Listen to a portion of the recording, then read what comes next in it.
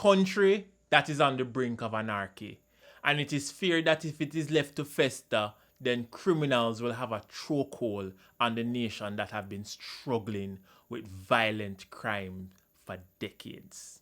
This revelation was by Prime Minister Andrew Holness. The criminal networks and the criminal organizations are doing their best to incorporate legitimate persons, legitimate public authority into their criminal actions. In other words, they are trying to corrupt the state. And many of them are using tactics to drive fear in the public. Drive fear in the public and drive fear in communities. The Prime Minister went further. When we start to see criminal organizations operating in that way, then they are beginning to transition out of being criminal operatives to trying to influence government policy and outcome.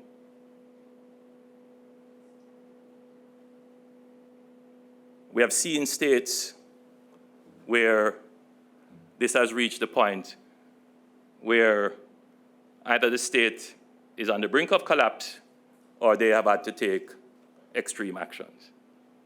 We are trying to avoid that at all costs. It is for this reason why the government have declared its recent state of emergency. In Westmoreland, Hanover, St. James, Clarendon, and the St. Catherine, as well as all police division in Kingston and the St. Andrew, with the exception of St. Andrew Central and the St. Andrew North. However, as at November the 13th, that was Sunday, we had a total of 1,360 murders in Jamaica. In 2021, the year ended with over 1,540 murders, and based on the current trajectory, this number may be surpassed. The Prime Minister painted a grim picture of what our security forces are facing. Even war-torn countries have a murder rate less than Jamaica.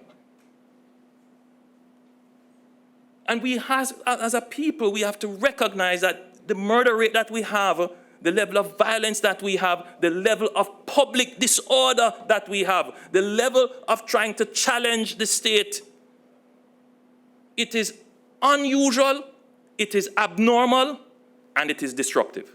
As for the effectiveness of the state of emergency to contain crime, the police commissioner insists that it has worked. We can just remind people that when we first brought it in, we had a 70% reduction in murders in St. James, a 61% reduction in St. Catherine, and overall an average in all areas, divisions that we use these measures, an average of 40% reduction. The SOE remains in place for 14 days. People, I don't know, it's as if the lunatics have completely taken over the asylum and there is no solvable solution in our crime problems. What are your thoughts? I would love to know if you even have a solution.